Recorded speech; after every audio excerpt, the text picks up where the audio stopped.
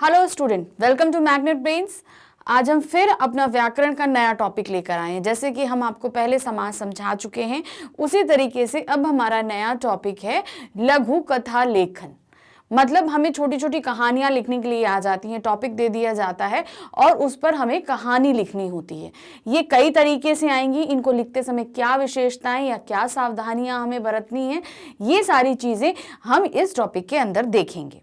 तो आप ध्यान से देखिए ताकि आपके लिए कहानी लिखना और भी इजी हो जाए, क्योंकि जब हमें कहानी लिखने को दी जाती है तो उसमें भी हमारे सामने बाउंडेशन लगाई जाती है वर्ड लिमिट्स की, तो हमें उसी के अंदर वो सारी चीजें लिखनी होती हैं और जरा सी पार्ट में यानी कि थोड़ा सा ही लिखने में हमें पूरी कहानी खत्म करनी है, सारी चीज़ों को समझाना है, सब कुछ करना है।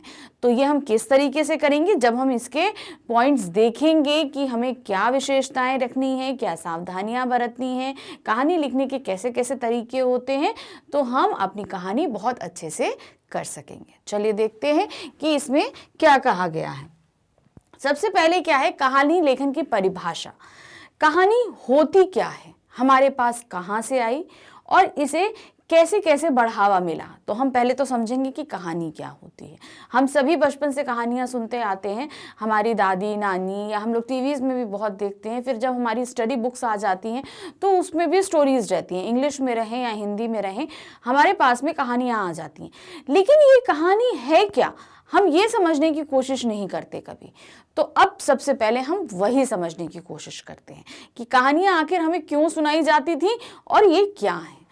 तो सबसे पहले जीवन की किसी एक घटना के रोचक वर्णन को कहानी कहते हैं।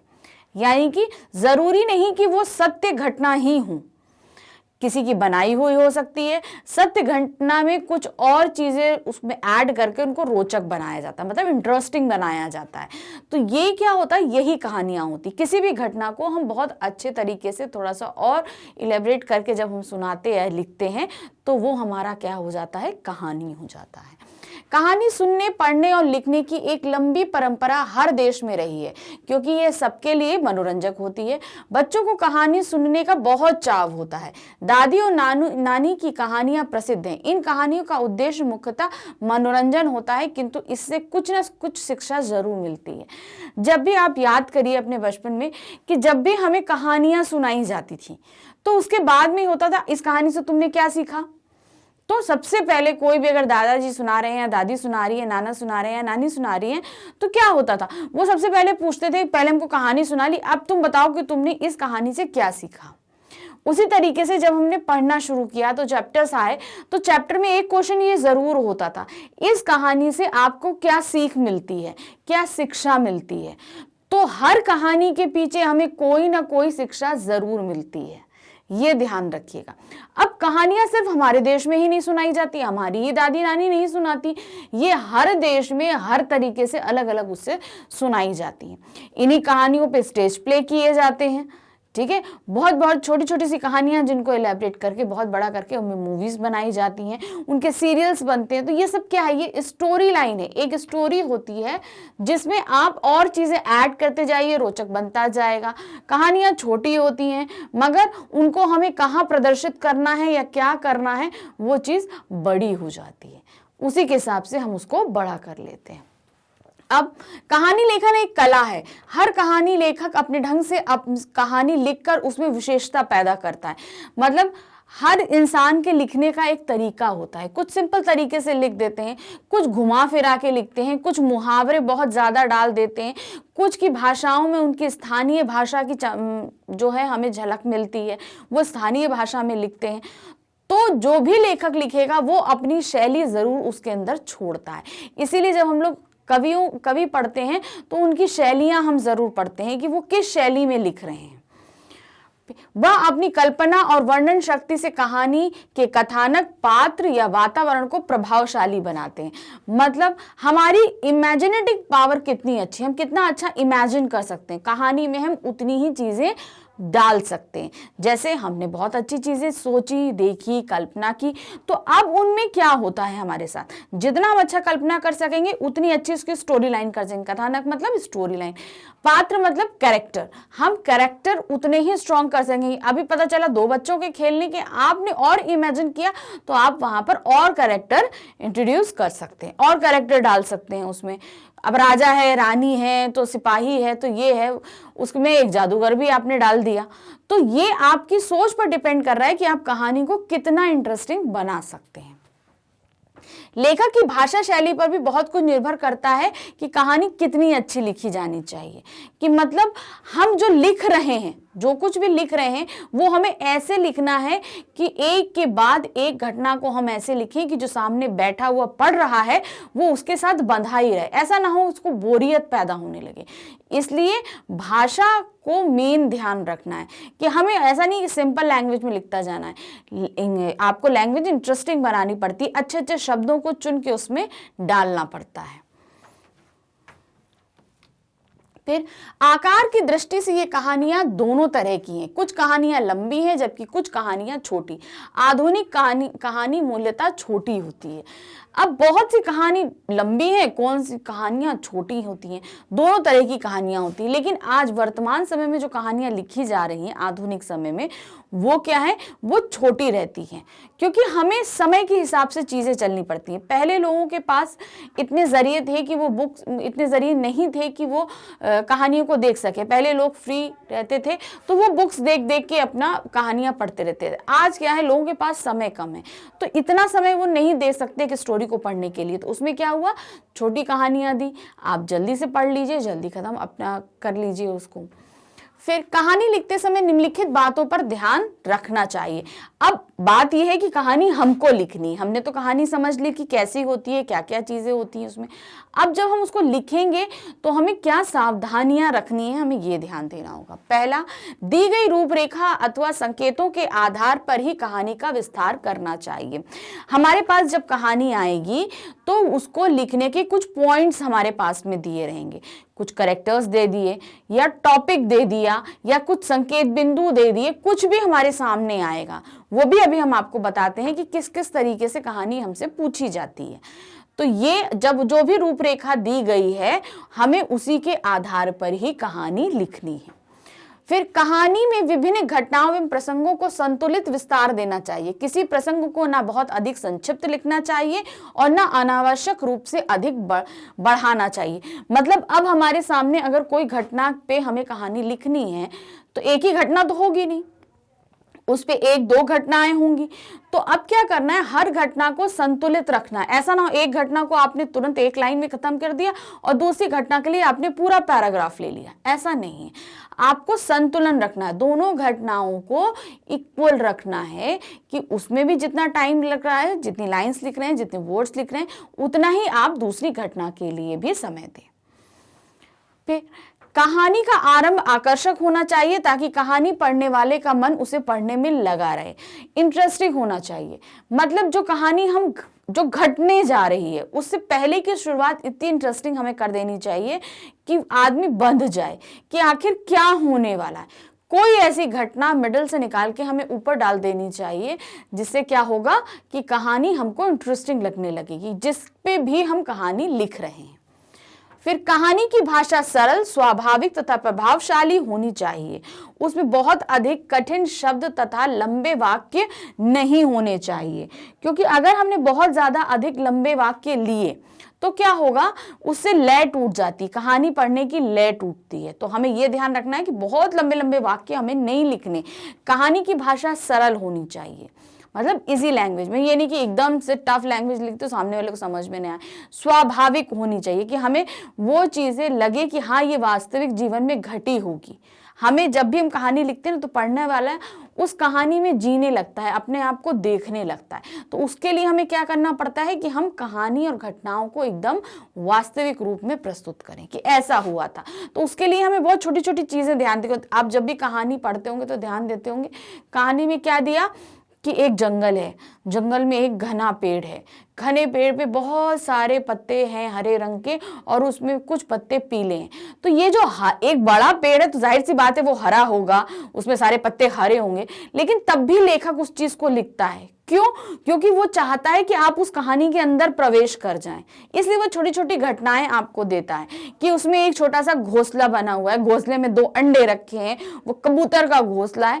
तो ये सारी चीजें वो क्यों आपको बताता है? वो इसलिए बताता है ताकि आप उस कहानी के अंदर पहुंच जाएं, वास्तविक में आप उसे अपने दिमाग में इमेजिन करने लगें। तो उसको स्वाभाविक या वास्तविक बनाने के लिए हमें क्या करना पड़ता है? कहानी का जो भी दृश्य हम क्रिएट कर रहे हैं उसकी छोटी छोटी बारीकियों को अगर हम उसमें लिख दें तो क्या होगा? वो कहानी जीवंत हो उठेगी। अब हमने किसी जंगल की बात करी, उसी तरह अगर हम किसी घर की बात करेंगे तो घर पे हम कैसे उसको बोलेंगे कि एक प्रवेश द्वार है, प्रवेश द्वार के पास में 2 बड़े बड़े पीतल के गमले रखे हैं और उसमें 2 जो है पेड़ लगे हुए हैं। जैसे ही अंदर प्रवेश करते हैं बाएं हाथ पर एक दरवाजा रसोई घर के लिए जाता है। तो जब ये सब चीजें जब हम करते हैं तो हम वास्तविक में उस घर के अंदर प्रवेश कर रहे होते हैं, हमको ऐसा लगता है। तो ये छोटी छोटी चीजें अगर हम देंगे तो कहानी हमारे लिए जीवंत हो उठती है। फिर नेक्स्ट क्या है? कहानी को उपयुक्त एवं आकर्षक शीर्षक देना चाहिए। अब जो भी आप कहानी लिखने जा रहे हैं उसका शीर्षक बहुत उपयुक्त होना चाहिए। ऐसा नहीं है कि सिंपल एक वर्ड का दे दिया, जरूरी नहीं एक वर्ड का दें आप उसमें 2-3 वर्ड्स के भी आप दे सकते हैं, लेकिन ध्यान रखिए शीर्षक ऐसा होना चाहिए कि लोग खींच कर आए कि उसको पढ़ें कि आखिर इसके अंदर है क्या ऐसी चीज। फिर कहानी को प्रभावशाली और रोचक बनाने के लिए मुहावरों, लोकोक्तियों का प्रयोग भी किया जा सकता है। अब जैसे आप मुहावरे, लोकोक्तियां पढ़ लेते हैं, आप अलंकार पढ़ लेते हैं, रस का इस्तेमाल कर सकते हैं, तो बहुत तरीके से आप इसमें बहुत सारी चीज़ों को ऐड कर सकते हैं ताकि वो कहानी और ज़्यादा इंटरेस्टिंग लगने लगे हमारे लिए।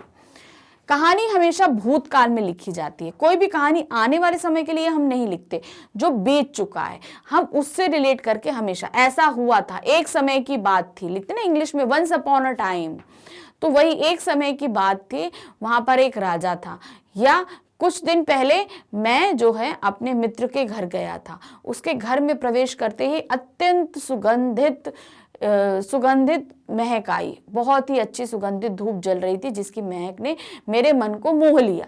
तो ऐसे ऐसे वर्ड्स को इस्तेमाल करना है कि आपकी कहानी में वजन आए और वास्तविकता भी लगे। कहानी का अंत सहज ढंग से होना चाहिए, मतलब जब हम कहानी को एंड करें तो वो भी स्वाभाविक होना चाहिए, ऐसा नहीं कि एकदम से खत्म हो जाए। तो कहानी जब भी लिखें उसका एंड करें तो एंड करते समय इस चीज का ध्यान रखें कि वो भी स्वाभाविक लगना चाहिए। अंत में कहानी से मिलने वाली सीख स्पष्ट व संक्षिप्त होनी चाहिए। जब हमने कहानी खत्म करी तो लास्ट में एक हेडिंग हम डालेंगे शिक्षा। इस कहानी से हमें क्या शिक्षा मिली, ये भी हमें उसमें देना है। जो भी कहानी से शिक्षा मिल रही है उसे आप 1 या 1.5 लाइन में लिख सकते हैं।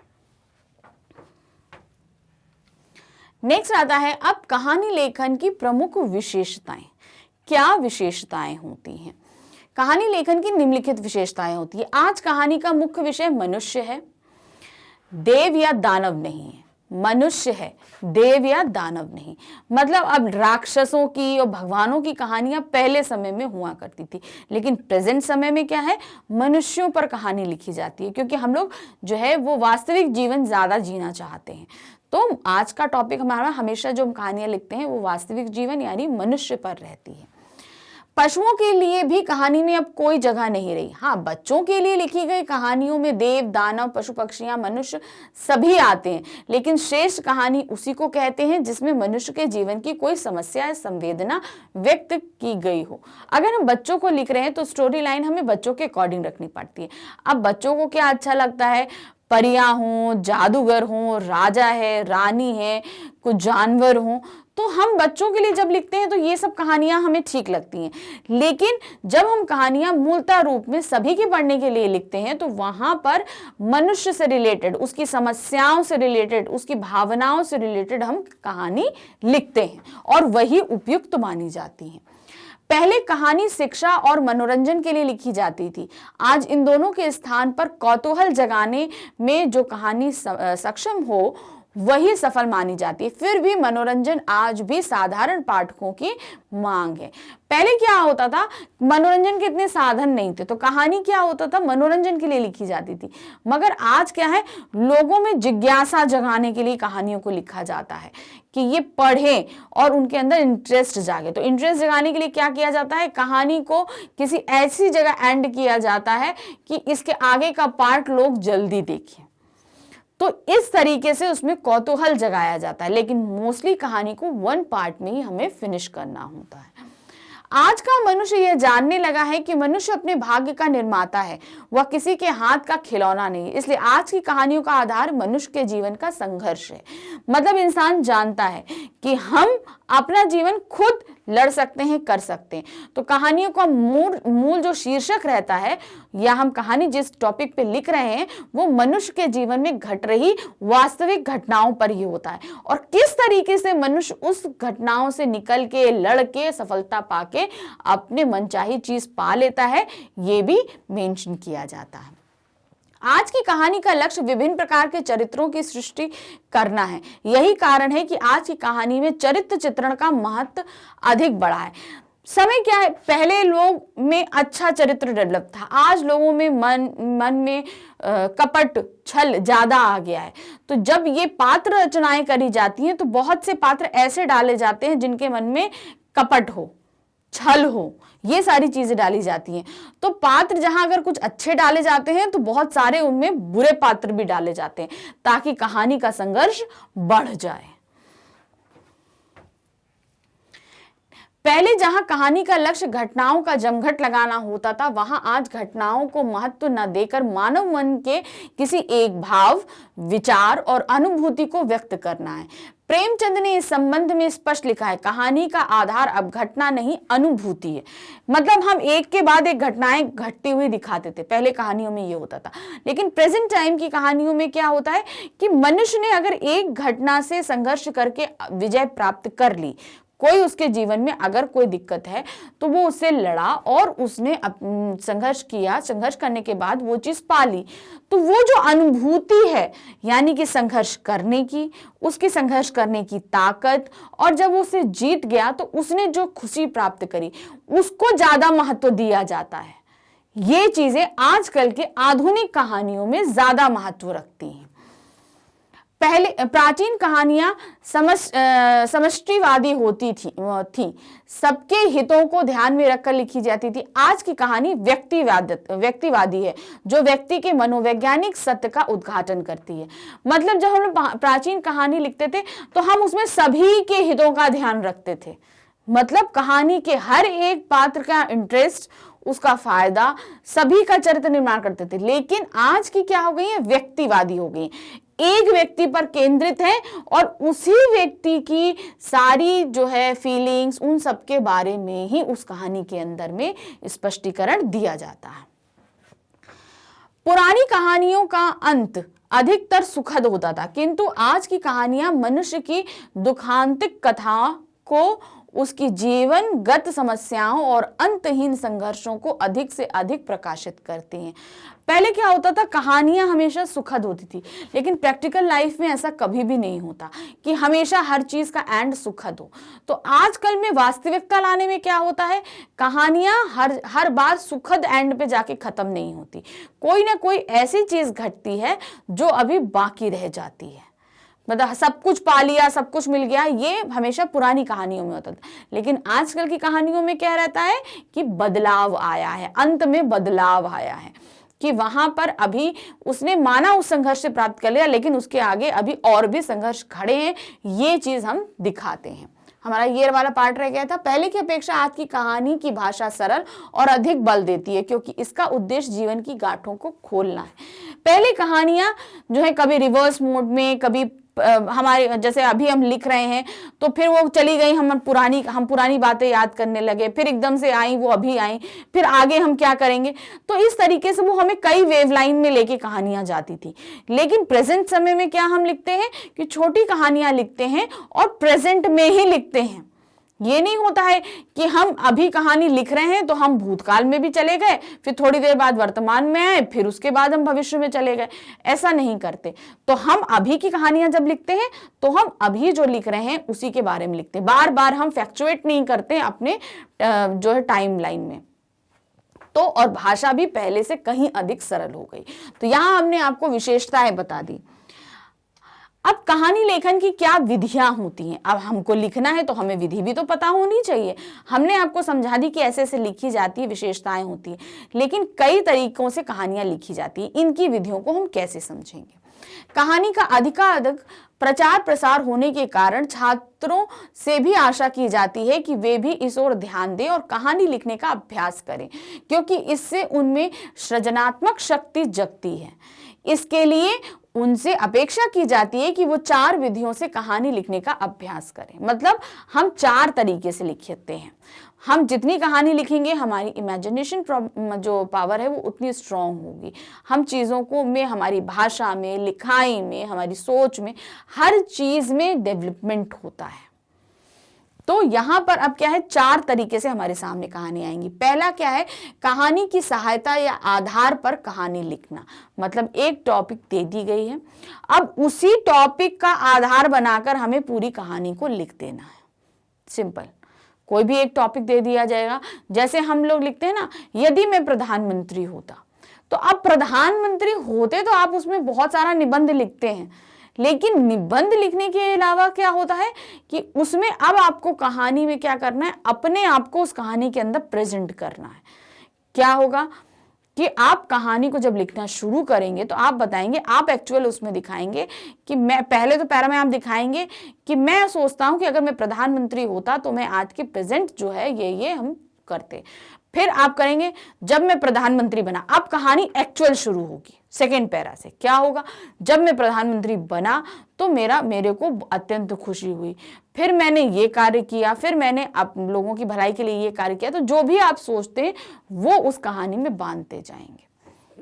फिर दूसरा, रूपरेखा के सहारे कहानी लिखना। रूपरेखा मतलब जैसे घटनाओं के कुछ अंश दे दिए। अब हमारी फेमस कहानी कौन सी है, वो लकड़ी के गट्ठर वाली, जहां पर जो किसान अपने लड़कों को एक सिंगल लकड़ी देता है और फिर उसके बाद में गट्ठर में बांध के देता है। तो इसकी रूपरेखा आपके सामने कैसे आएगी, तो इसको लिखने का सबसे अच्छा जो ये लोग रूपरेखा देंगे, क्या होगा, किसान और उसके 4 बेटे, कौमा, किसान बीमार, लड़कों में आपसी मतभेद, इस तरीके से देंगे। फिर बाहरी लोग जो हैं उनकी जमीन पर नजर गड़ाने लगते हैं, कहा जो है, फिर उसके बाद किसान चिंतित हो जाता है। तो इस तरीके से आपको टुकड़े टुकड़े में बहुत सारी चीजें दे दी गई। अब आपको उसको कंपाइल करके एक स्टोरी में उतारना है। तो ये सारी चीजें हमको रूपरेखा में मिलती हैं। फिर अधूरी या अपूर्ण कहानी को पूर्ण करना, मतलब आपको एक पैरा लिख के दे दिया जाएगा, फिर उस कहानी को आप ठीक से पढ़िए और उसके आगे फिर आपको एक पैरा ऐड करके उस कहानी को पूरा करना है। उसकी एंडिंग आपको लिखनी होगी, मतलब बिगिनिंग आपको लिख के दी जाएगी और एंडिंग उसमें क्या होगा, आपको लिखनी होगी। चित्रों की सहायता से कहानी का अभ्यास करना, मतलब आपको 3-4 चित्र दे दिए जाएंगे और आपको कहा जाएगा कि आप कहानी को लिखिए। और ये भी एक विधि होती है। तो 4 विधि जो होती हैं, मैंने आपको ये 4 विधि समझा दी कि किस तरीके से लिखी जाएंगी। अब कहानी लेखन के कुछ उदाहरण हम आपको दे रहे हैं कि किस तरीके से हम लिखेंगे। अब आपके सामने स्क्रीन पे लिखा हुआ है, तो हमने अब दिखाया रूपरेखा के आधार पर लघु कहानियों के कुछ उदाहरण, मतलब हम आपको सामने रूपरेखा लग रहे हैं। संकेत क्या दिए उन्होंने, 2 भाई घर में अकेले, फाइल में आतंकियों की जानकारी, आतंकियों का घर में घुसना, फाइल ढूंढना, कमरे में बंद, आतंकी गिरफ्तार। तो ये आपको कुछ लाइंस दे दी गई। अब इन्हीं को बेस करते हुए आपको कहानी लिखनी है। अब कैसे लिखेंगे, चलिए देखते हैं। एक दिन अर्जुन और उसका छोटा भाई करण दोनों घर में अकेले थे। उनके पिताजी एक पुलिस अधिकारी थे। वे एक लाल रंग की फाइल घर लाए। इसमें सभी कुख्यात आतंकवादियों के बारे में जानकारी थी। अर्जुन जानता था कि पापा ने वह फाइल एक अलमारी में सुरक्षित रखी हुई है। अर्जुन और करण खेल रहे थे कि तभी 2 आतंकी उनके घर में घुस आए और बोले, लाल फाइल कहाँ है। अर्जुन बड़ा चालाक था। वह बोला, शयन कक्ष की अलमारी के ऊपर रखी है, मैं वहां तक नहीं पहुंच सकता। दोनों आतंकी लाइल फाइल को हासिल करने के लिए उस कमरे में गए। जब वे अलमारी में फाइल ढूंढ रहे थे तब अर्जुन ने धीरे से उस कमरे का दरवाजा बाहर से बंद कर दिया और पिताजी को फोन कर दिया। जल्दी ही उसके पिताजी पुलिस लेकर वहां पहुंच गए। दोनों आतंकवादियों को गिरफ्तार कर लिया गया। इस प्रकार अर्जुन ने अपनी चतुराई से दोनों आतंकवादियों को पकड़ा लिया। सभी ने उनकी खूब सराहना की और शिक्षा हमें एंड में क्या हमें शिक्षा यहाँ पर दी गई कि सूझबूझ से किसी भी मुसीबत से निपटा जा सकता है। तो एंड में ये शिक्षा का लिखना हमारा बहुत जरूरी है। तो इस तरीके से हमने आपको एक कहानी बताई। तो हमने आपके सामने कहानी की विधियां, विशेषताएं, कहानी किसे कहते हैं और कहानी का एक उदाहरण दिया। आपके सामने कहानियां कई तरीकों से आएंगी, लेकिन बस क्या है, आपको समझना है कि वो हम कितनी अच्छी सोच के साथ उस कहानी को लिख सकते हैं।